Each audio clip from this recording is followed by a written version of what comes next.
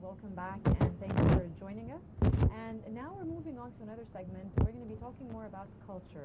And culture, the Egyptian culture, much has been written and read and debated about and discussed about the rich culture of Egypt. And yet the Egyptian culture has remained as intriguing and enigmatic as it has thousands of years ago, and all because of the richness and the treasures and the magic of Egypt. Whatever the reason is, Egyptian culture still holds the attention of the world at large. And we have with us joined today Dr. Bahauddin Abdelmegid. Hello, doctor. Nice meeting you. And he's a novelist, writer, and lecturer, Faculty of Education, Department of English, Ain Shams University. So again, I would like to thank you very much for joining us, Doctor. And I'd like to ask you at the beginning that Egypt has passed through this, sort of continuous transformation and shifts of culture across different phases, and definitely affecting the society. If you're looking today at the Egyptian culture, how are you seeing it, and how are you seeing the components within This is another stage of what has been said, and you have remarked about that this is another transformation phase of the Egyptian society. You know that Egyptian society have been passed with different stages and waves of political transformation and cultural transformation. Since the beginning of history, since inventing the fire, since the Pharaoh's time, and then 1952 revolution, and then what we call it 1973 war, and then Gulf War, and then I think the Egyptian Revolution 2011. I think Egypt has played a very important role in transforming world culture and world politics, not only from this era of time, but also from the beginning of history. If you remember the Roman-Egyptian or Roman-Ptolemy conflict during Cleopatra time and Caesar and Antony, I think we have played a very important role in transforming Europe itself and the politics of Europe. But what is going on now that we are in process, even the political analysts and world political analysts, they don't know what's going on, because if you apply the K theory about Egyptian revolution, you can apply it, because you don't know, you can't predict what will happen in the future, because unprecedented that the people started a revolution peacefully, and then the people who made the revolution didn't control, another people came and control, and then there was something else happened. So I think the Egyptian culture and the Egyptian life has been changed and molded by different phases. So I think this is one of the most important and most vital phase of the Egyptian history, either to be or not to be. So, Doctor, what do you think is still fascinating about the Egyptian culture? Diversity, as your colleague has mentioned, that Egypt has passed with many different cultures and transformation and even conquests and invasions, and every invader came and bring his own culture.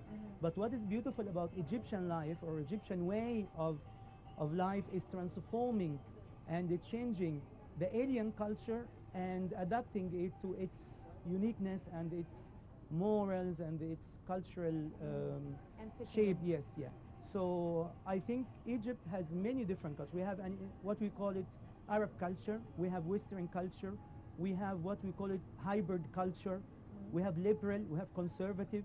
That's why everybody come to Egypt. Actually, I was living abroad for a while. Everybody is fascinated, not only by reading about Egyptian culture, but also the people who came and live here. Even the simple life, even the people who are simple and they don't need to write, sometimes they are a good example for the Egyptian, because they act as if they are very civilized. They act as if what we call it, the collective consciousness of the Egyptian people are very good, and the gene. But sometimes we as Egyptians, we have been exposed or faced some kind of problems or lack of understanding for the current situation, which sometimes force people to act like randomly. And so you say, we don't have culture, we are like little bit, we are not going the right track. But I think there is something about it. But the Egyptian culture, as I told you, we have started 1919, the modern new culture, which the revival of the Egyptian style of life, which could be pharaonic, that we were a great nation one day. And you remind me of what Dr. Taha Hussein, when he said the new definition of Egyptian culture. He has a very famous book, which is تعريف الثقافة المصرية, or the definition of Egyptian culture, where he said that Egypt doesn't have one single culture, but it has many culture around. One is Arabic or Islamic, and one is Mediterranean.